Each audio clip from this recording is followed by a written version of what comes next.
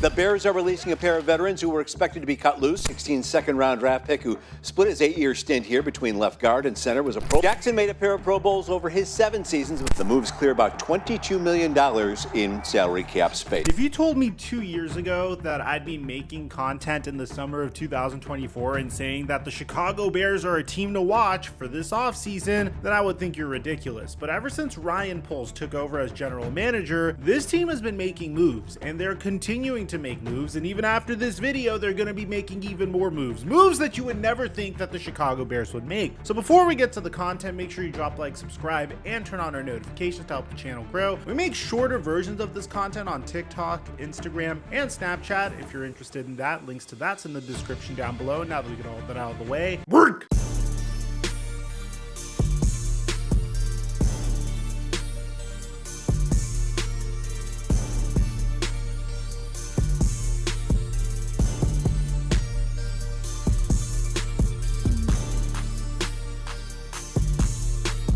My Super Bowl picks that I made in my content with the Patrick Mahomes free square didn't hit, but the one that I posted onto my story did hit, and you guys let me know how much money you made in my DMs. And now that the NFL season's over, we're officially directing our attention to the NBA. I give away my picks for free at the Flight Mike on Instagram, and right now when you sign up for Prize Picks, use promo code FlightMike to get up to a $100 deposit match when you sign up on Prize Picks. Or you can just use my link in the description down below. And thank you, Prize Picks, for the sponsor. Mic check 1 2 1 2. What's going on, everybody? If you're a fan of this channel, you would know that I think very highly of Ryan Poles. I think he's very articulate whenever he has to make a major decision. I don't think he's impulsive at all whatsoever. He thinks through each and every situation that he's in, and he understands his leverage. He doesn't mind making uncomfortable decisions that will make him look bad in the short term for the sake of his team in the long term. And my favorite example of this is the summer of 2022. Remember, this man got absolutely eviscerated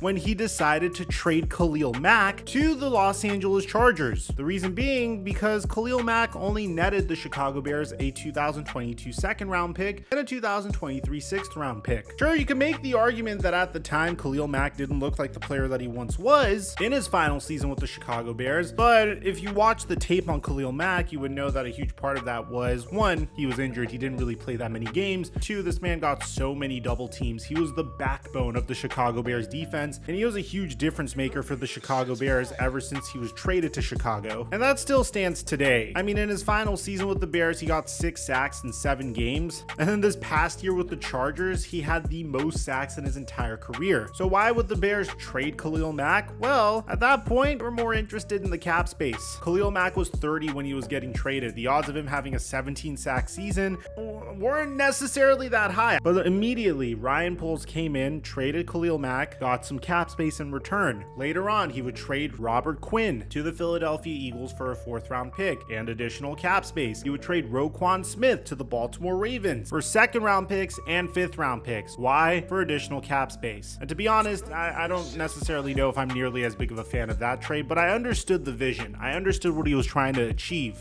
And he was remaking the Chicago Bears team in his own image. But he also had several decisions that he needed to make in regards to the existing regime. For example, the initial head coach he hired, Matt Eberflus, wasn't really working out. Should he move on from him? Well, so far it doesn't look like he is going to. Justin Fields, the quarterback that the Chicago Bears drafted the year prior to Ryan Poles' arrival, was slowly progressing, but the jury was still out on whether or not he could be the man under center that wins you a Super Bowl. He had the opportunity to take CJ Stroud or Bryce Young last year with the #1 overall pick, and he opted to trade that #1 pick to the Carolina Panthers to get their 9th pick, their 61st pick, the #1 overall pick in this year's NFL draft, a 2nd round pick in 2025, and their #1 wide receiver in DJ Moore. Needless to say, I have a lot of faith in what Ryan Poles is doing, and while he has a huge decision on his hands in regards to whether he should draft Caleb Williams with the #1 overall pick in the NFL draft or trade the #1 overall pick in the NFL draft for a treasure chest of draft picks, is a decision that we have yet to know know the answer to. But needless to say, it's one of those situations that I believe is a win-win, but if you get it wrong, fans are going to say that you made the wrong decision no matter what. Currently, where it stands, the Chicago Bears are rumored to want to keep that #1 overall pick. But you have to also understand that this is smokescreen season. Teams are not going to come out and tell you, hey, we want to trade for the #1 overall pick in the NFL draft. Hey, we're going to trade the #1 overall pick away and keep Justin Fields. Hey, we're going to trade Justin Fields away because we love Caleb Williams. That's not how it works. They'll put out little feelers and little false reports out just so they can make other teams nervous, so they can incite a team to make a move to potentially trade for Justin Fields or that #1 overall pick. A good example of this is last year, you didn't really hear rumors of the Carolina Panthers saying that they wanted to trade up to the #1 overall pick to draft Bryce Young. It just happened. So with that being said, the Chicago Bears are just getting ready for both scenarios. Last year, in the offseason, they had the most cap space in the NFL. And it seems like they're upset at the fact that they don't have the most cap space in the NFL this year. That prize belongs to the Washington Commanders. So they're continuing to make major moves and major decisions in order to reshape that roster so they could be ready for free agency during this offseason, where they can make a run at players like T. Higgins, Mike Evans, Derrick Henry, Brian Burns. They already made a trade for Montez Sweat this past trade deadline, and they've already extended him. So in order to be able to continue to do that, they need to shed some salary. And it appears as though they're shedding salary in the form of a player that was a standout defensive player during the Khalil Mack, Roquan Smith, Robert Quinn era. And that player is Eddie Jackson. Chicago Bears fans might have a huge attachment to Eddie Jackson from his incredible 2018 season. And since being an All-Pro in 2018 and a Pro Bowler in 2019, it seems like once Eddie Jackson signed that 4-year, $58.4 million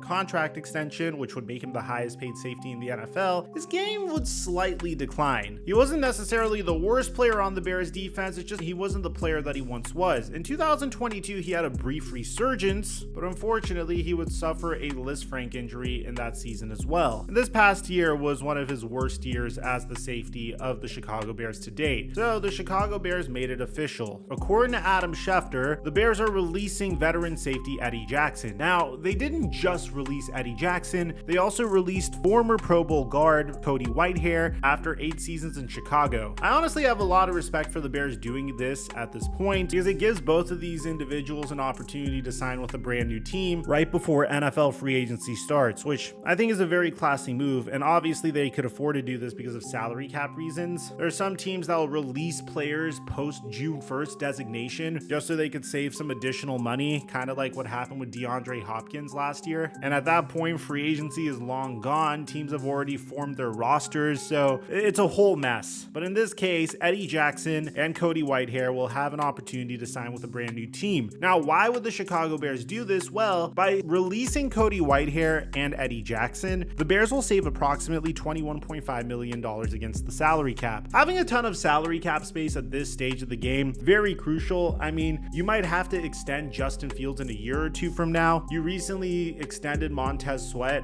His cap hit is going to become a factor in a few years from now. This saves up money if they want to make a run at a wide receiver too, which would make a lot of sense if they aren't in a situation to draft a wide receiver with the 9th overall pick, which is also in play, don't get me wrong. At the end of the day, this gives the Chicago Bears a ton of flexibility, and it's the right move. It's a difficult decision, without a doubt, and there's no question in my mind that I think Eddie Jackson still has many years left in the tank if he lands with the right team. Hopefully my Dallas Cowboys make a run at him, but at the end of the day, this was a brilliant move. The Bears now have the 3rd most cap space in the entire NFL with $68.4 million. So let me know in the comment section down below what you guys think about this decision, especially if you're a Bears fan. Do you think, I don't know, Jalen Johnson could potentially be next? Or do you think this decision was made in order to sign Jalen Johnson to a huge contract extension? I'd like to hear what you have to say. Aside from that, I'm your boy Mike, and I'm dropping our mic until our next upload.